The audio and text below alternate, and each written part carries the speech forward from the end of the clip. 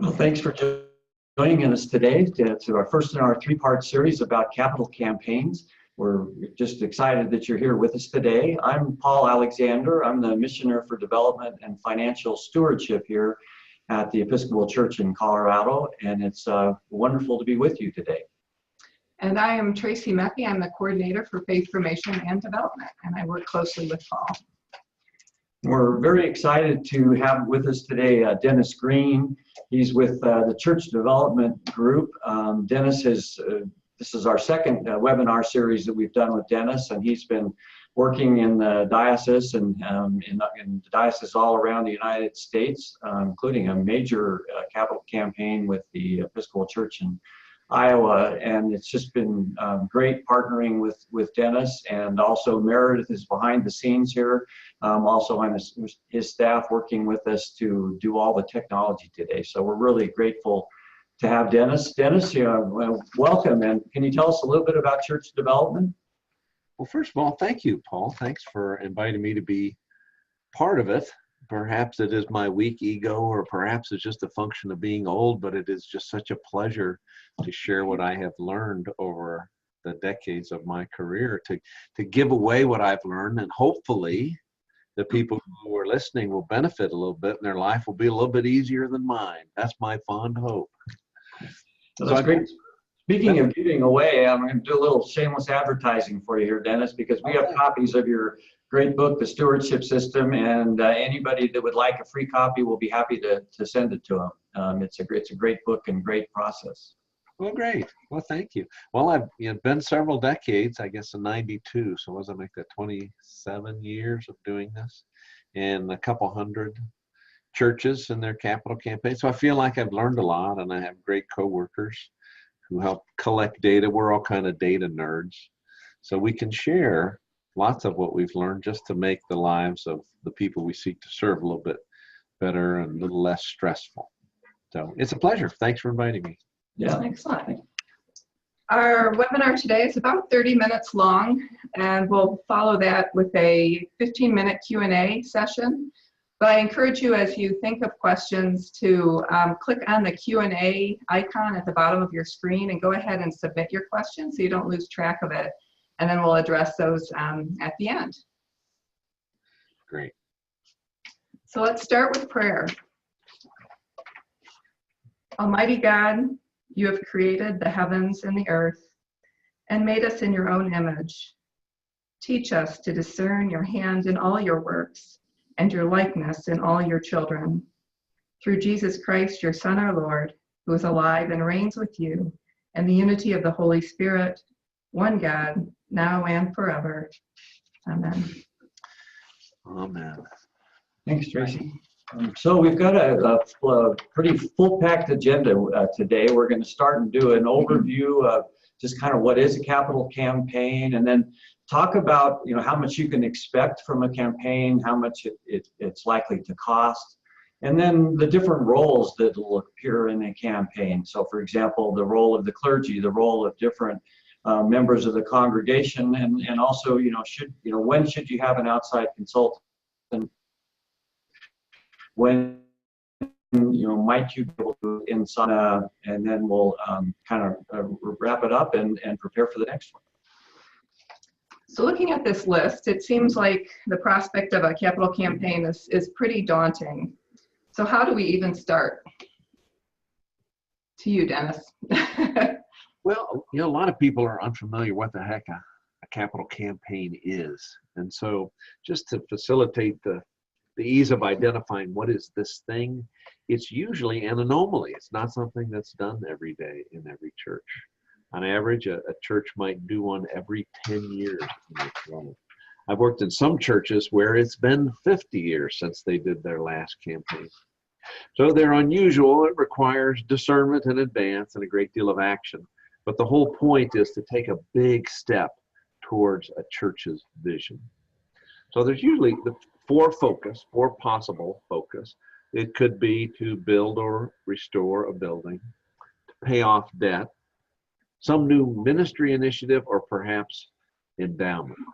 Frequently we'll get a call and the caller will say, quick, can you come over? We need $1 million tomorrow. And that rarely works out, usually requires a little bit of forethought.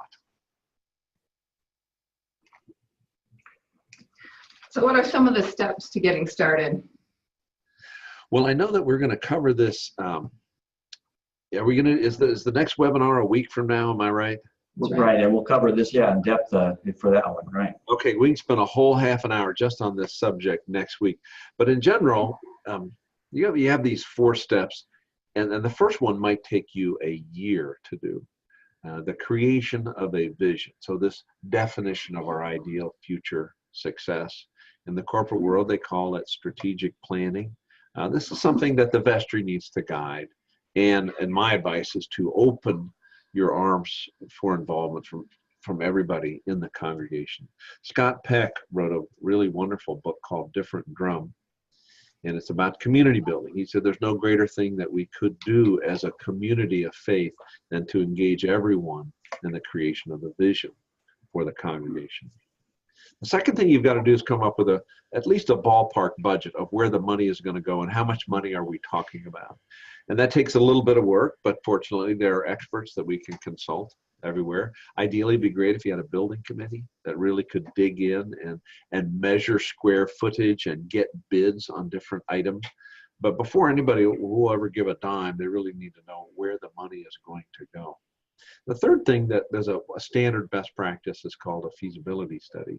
And in that, we would interview a cross-section of a church's membership and then send a survey out to everyone who has ever even visited the church to get their input on our plans to move ahead. It's kind of like an x-ray before surgery. We would sure like to know in advance what to expect rather than to be surprised. Now, the fourth item, we try to take a holistic approach. It's not easy, but we try to really promote and educate about what is stewardship. And a lot of people feel like stewardship and fundraising are synonymous, and they're really not. The idea of stewardship comes from 1 Peter 4:10. God's blessings are meant to flow through us.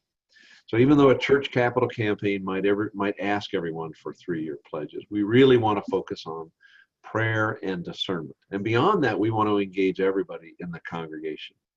So you can see just by this quick list, step 1 might take a year, step 2 might take a month, step 3 might take 2 months. But if you don't have any of that, you're probably looking at a year and a half before you're ready for a capital campaign. That's a great question.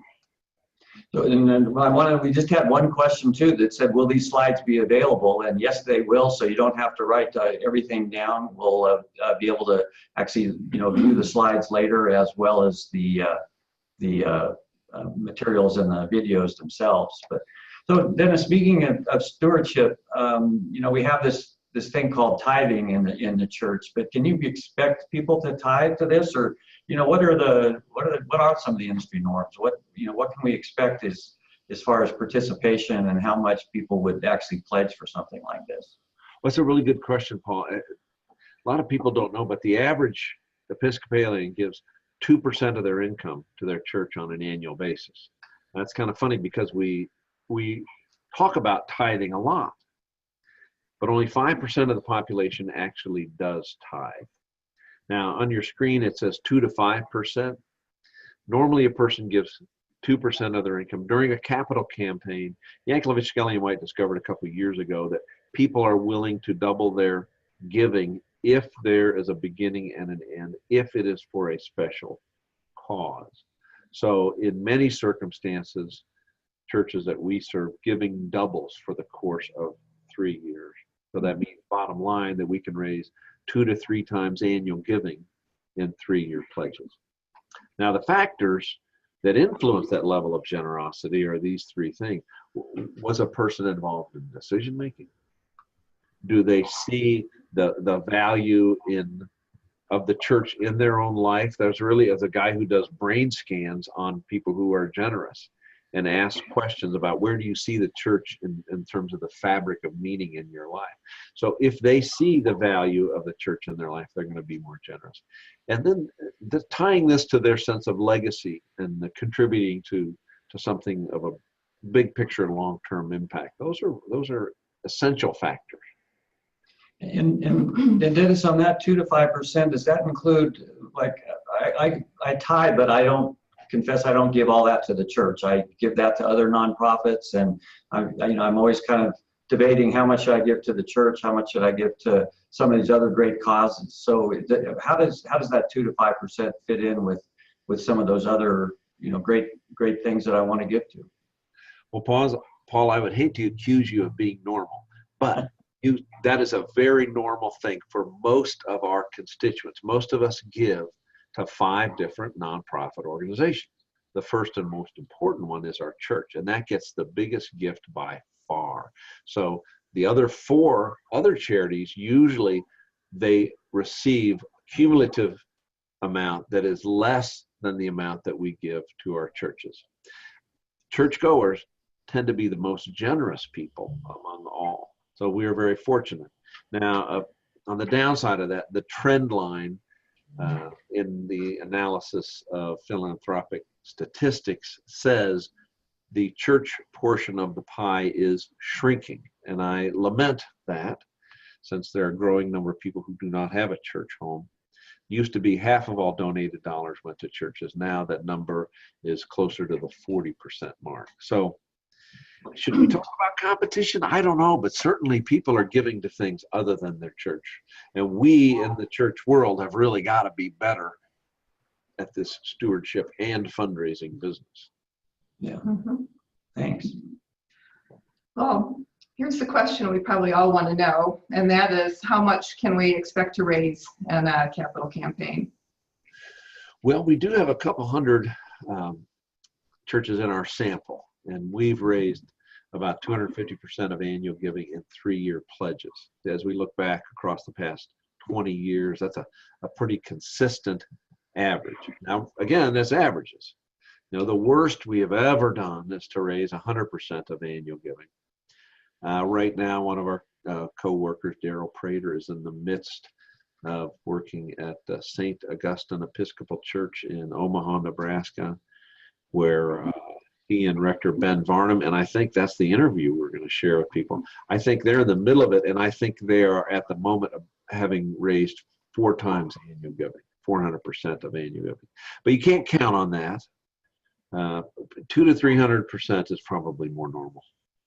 Are there particular factors that can help determine whether you raise 200% versus 400%? What are some of the good best practices that can help people achieve those higher levels?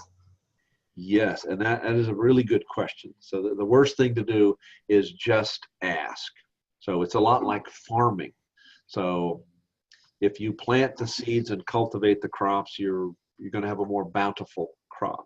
So we really want to engage people in decision making in advance. We want to increase their social connectedness. The research from that comes from a guy named Caldini, and his book is titled Influence. And that's one of the factors that causes generosity. Am I connected? Do I have social proof? And then the third thing, which was incredible, came from Fidelity Fund. They discovered that people who were active volunteers gave 11 times more than non-volunteers. So we want widespread involvement as volunteers, even if it's just a one and done volunteer experience.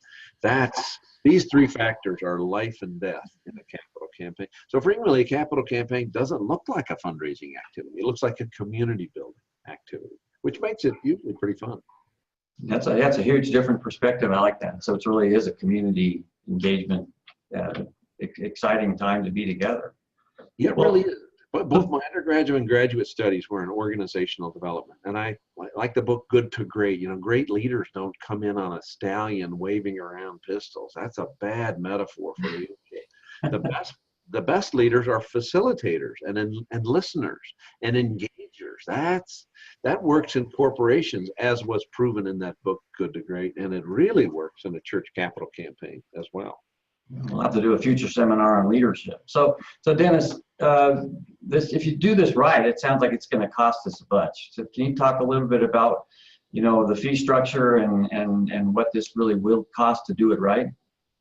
Yeah, that's a good question. long ago, I read a book about capital campaigns in general. As a matter of fact, I can put a link to that book, or I'll tell you what, I'll give you a book report, a 2-page summary of that book that you can share with other people. And under the section of expenses, the researcher had accumulated an enormous sample size and discovered that the capital campaign costs between 5% and 15% of the amount of money raised. That's the average. So you can summarize halfway between those and estimate that it's going to cost 10%. Now, we are not allowed to charge a percentage. The Association of Fundraising Professionals states that in their code of ethics. So don't hire somebody who charges a percent. It's not okay for several reasons. I do suggest you get several bids. The spectrum of cost is going to be much less expensive if you hire a consultant who will just consult and tell you what to do. The downside of that is you then have to put in the 700 hours required to run a campaign. At the other end of the spectrum, if you have a consultant who basically becomes your staff, it's going to be twice as expensive. However, people sure like that level of administrative support. Now, on top of that, you're going to have costs for spaghetti and brochures and thank you gifts, and that might be $10 to $15 per family in your church. Now, a good contrast is in the bottom of this slide. The average nonprofit might spend a fourth or even a third of their budget on fundraising. And we in the church world, we spend less than 1% of our budget on stewardship. So you can see there's a pretty dramatic gap. So I feel like we have got to step up and professionalize in the church world if we want to be competitive with our nonprofit folk. Yeah, I think that's a good point. So I found it interesting that you said people tend to like to give something that has a definite beginning and an end, and that parishioners are likely to double their giving over the course of say 3 years to achieve the ends of a capital campaign, which seems a little bit counterintuitive, that people rise to this occasion of giving more, and then I really wonder, is there a negative effect overall on annual campaigns and the church's stewardship efforts? Do they lag because this campaign is happening? That's a really good question, Tracy, and I think that's on everybody's mind. Because if your annual giving, your weekly tithing takes a dip, that's horrible. So we get really worried about that. Fortunately, that only happens about 1% of the time. 99% of the time, annual giving increases. Now, I think the reason why, well, I read a study on the subjects who have participated in the Dave Ramsey Financial Peace University class, and they discovered that the average participant tripled their giving to their church after they had been through the class. Then they asked a follow-up question, why? Why have you increased your giving so much? And they found a one-word answer, and the word is deliberate. People made a deliberate decision on how much they were going to give. And that's what increased their giving to the capital campaign, and then increases their giving to the annual stewardship efforts. So as soon as we shift away from the secular mindset to a stewardship-based approach and realize that God has blessed us with everything, and we talk about that a lot, then giving the organs of muscles, the organs of stewardship and generosity become more limber. There is a scarcity mindset, but I have found that doesn't help in running a stewardship campaign. I have so many case studies where people open up their minds and their hearts, and their wallets follow, and it's that attitude or perspective of gratitude which results in generosity. So education and engagement, those are kind of your key components. You know, that point 4 on the slide, we worked at that church, Holy Trinity. They had a $3 million capital campaign, and their annual giving increased by 15% as well, which is just remarkable. Just how did that happen? Well, that's just the tip of the iceberg. Beyond that, they had a very high level of morale. Volunteerism went up. Attendance went up. And, it was kind of an organic method of evangelization. People had just such a sense of ownership in the church at the end of this thing. They were telling all their friends, if you don't have a church home, come join us.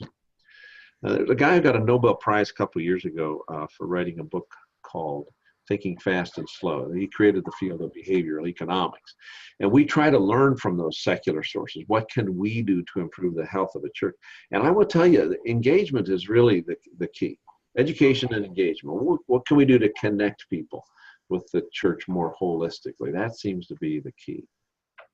It seems those 4 hours are really essential to making this happen. So how long does it take, Dennis? I mean, is it a 3-month process? Does it take 5 years? How do what's the flow and the timing of this?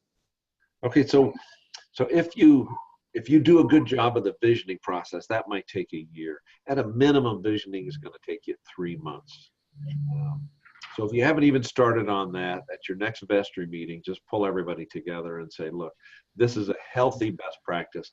Let us create a plan, a roadmap for our church. A year would be normal.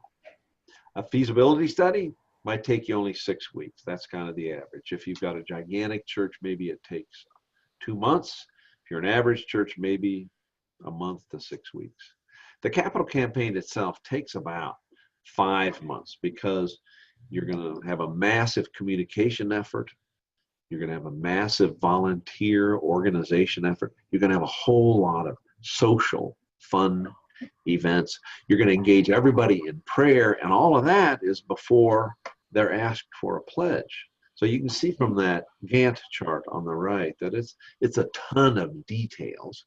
And then you're going to be around, for the next 3 years, you want to make sure your annual giving stays up. So we stick around for those 3 years to help with annual campaigns. And we start a planned giving effort. We would like everybody to remember the church and their estate plans. So hopefully, the tide rises on all 3 levels: capital, annual, and planned gift. That is our hope. It is time intensive, but it's totally worth it. That looks like a pretty helpful chart. Can we send everybody a copy of that? Yes, or is absolutely. that available?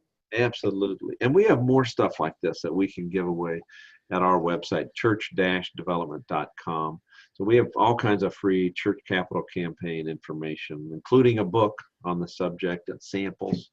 So yes, give it all away, Paul.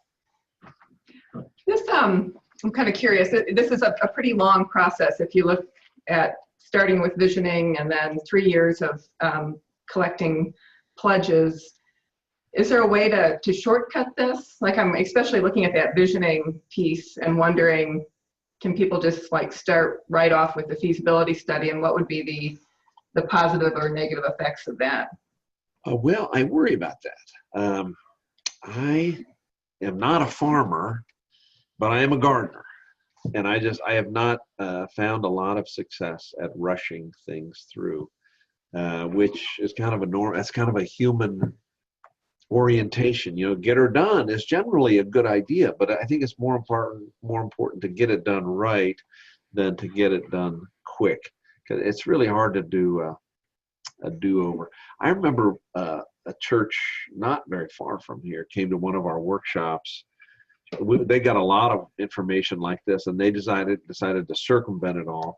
They put up a tent in the parking lot. They had a band. After church, everybody joined the band and marched around the building, and then they handed out pledge cards in the tent and said, all right, everybody, sign up, make your pledges so we can build a new building. And it was full of wonderful ritual and metaphor and music and song and story, all great stuff, but they only raised about 20% of annual giving.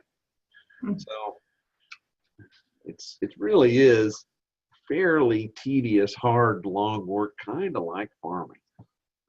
Great, thank you. I'm wondering, I know it's not all clergy love to ask for donations, and so I'm wondering, in this process, what is the role of the clergy? Well, we love it if we have a clergy person who is ready, willing, and able and open to visit people in their homes to talk about their donation.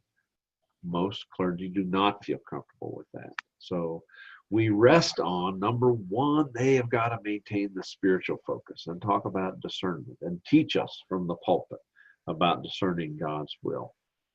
The second thing, we'd like them to attend events to be the voice of the vision. You know, Robert Greenleaf coined the term servant leadership, and that's exactly what it is. They are the servant of the vision. They have to lead by serving. So they don't have to ask, but boy, if they're at the events and they help to explain the vision, that really helps. They got to look at the publications, make sure that we're on track. It would be great if they would attend visits with leadership donors. They don't have to ask, but perhaps a senior warden or the consultant or a volunteer could go with them, hand them the packet. The volunteer could do the asking while the rector was there, being present and representing the vision. For them, we want them to share the leadership burden with the leaders of the church, because we're all accustomed to working fairly tightly together. But I don't want to scare off a rector by having them think for a moment that they do not have to go door to door to ask for pledges. That's just, nobody wants to do that. So we want to take that burden off of them. Really, the best ask is if a rector could say to everyone, would you please pray your way through this? That's the best ask. So can we flesh out just a little bit more of the, when is the right time to, to hire this outside consultant? I mean, there's clearly benefits to that. And then, some downside to doing it yourself. Can you flesh that out a little bit? And then also, is there sort of a threshold that, if as you mentioned, if we want to maybe put in a new boiler, does that justify a capital campaign, or is that something that you can do, in a different way? Well, Paul, that's a really good question, and there's absolutely is. So I told you that we raise an average of 2.5 times annual giving. If you don't need to do that, if you only need to raise 20 or 30% of annual giving in a capital campaign, just go to our website and get the book for free. That'll walk you through everything. So a do-it-yourself campaign is just fine if it's for just 20 or 30% of your annual giving. That's certainly a doable thing. But if it's more than that, I would really ask the question, who do we have that is trained and capable of putting in the 700 hours that it usually takes to run a capital campaign? So, even though I am one, I really think that you ought to hire a professional so that you can fire them if necessary. If they're not getting it done, fire them and move on. Now, if you've got a volunteer or a part-time person who's a member of the church and they're not getting it done, you're in a pretty awkward state. To fire a volunteer is kind of a challenge. But I would encourage you to get 3 bids, call in 3 different consulting firms and allow them to educate you, take a look at their materials, and then you'll get a much better sense of what it looks like. The other thing, I would talk to my friends who have been through capital campaigns and ask them. Now, we do keep track of everybody we find that has done a do-it-yourself campaign. And then I ask them, may I share your name and phone number with other people who are thinking about doing it themselves? And they say, yes, I would happily tell them. Because if you do it yourself one time, you never want to do it again, because it is a lot of work.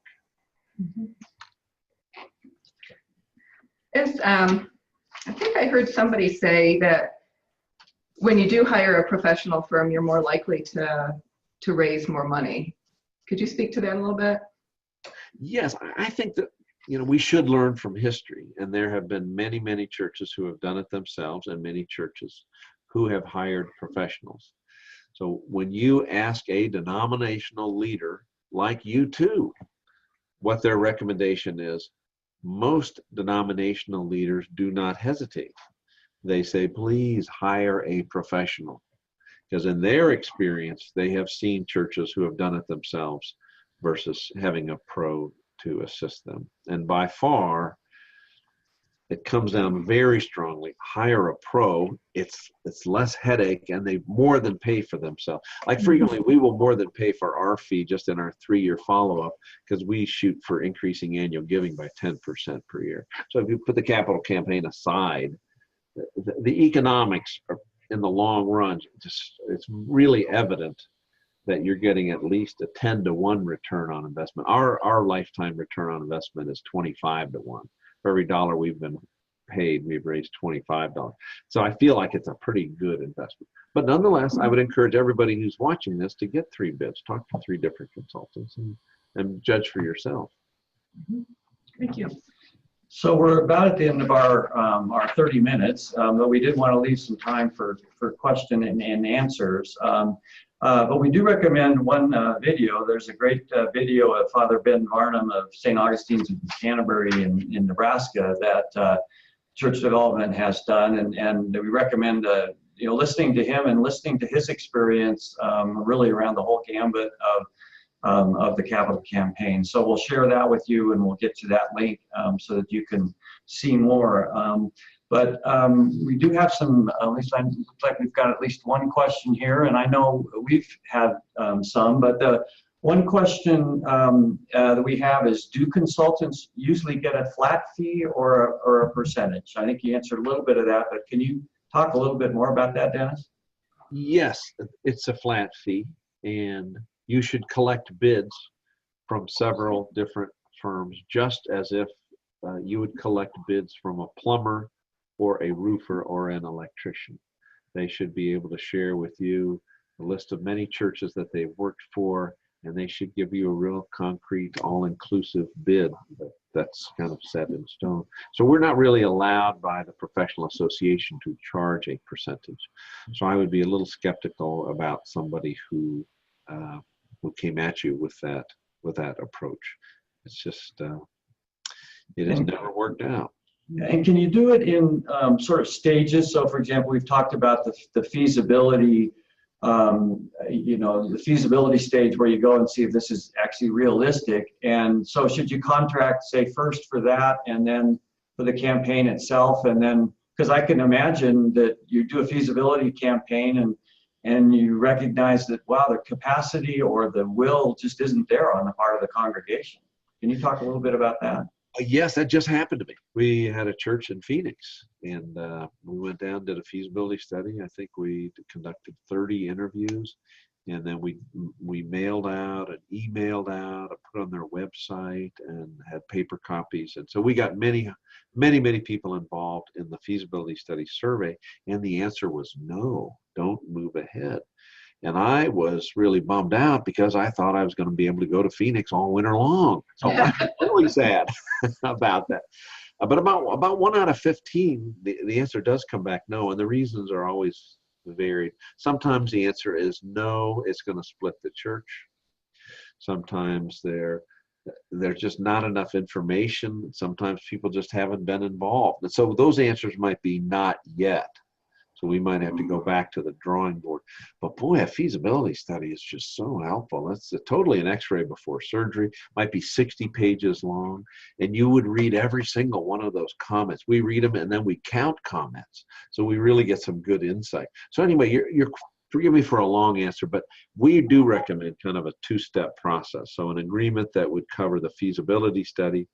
And if it is concluded successfully in a way that you appreciate, then you can renew your agreement with whoever you hire to run the capital campaign as well. But I was kind of serious about that idea of, I like the idea of hiring a consultant so that if necessary, you can fire them. If it doesn't work out, I like the idea of just being able to say, we're at a conclusion here, we're going to move on. I kind of like that. So that's a good question. I have one more question on the fees. I would assume that if you're paying for your feasibility study, it's going to come out of your budget. Yes, usually all those campaign expenses come out of the revenue from the capital campaign. Okay, that was my question. Yeah, so here's another really neat thing that happened. In the feasibility study, we do ask people an anonymous question: what amount might you consider giving to the capital campaign if we were to have one for these stated causes? And they're usually about half the people answer that question. The other half want to think about it and pray for it. So then we're able to present back to a vestry this report that says, well, if you choose to do a campaign, 28 people answered the question and their total answer was $384,000. And that gives a vestry a little bit of more of a calm stomach about should we move ahead or not. But you would know right away that we're going to raise way more than enough money to cover the expense of the feasibility study and a capital campaign. Now, if the answer to that question comes out to be $120, then you're in big trouble, which has happened to me. We got 2 volunteers out of the study and $120 offered, and you're like, oh my goodness, do not proceed.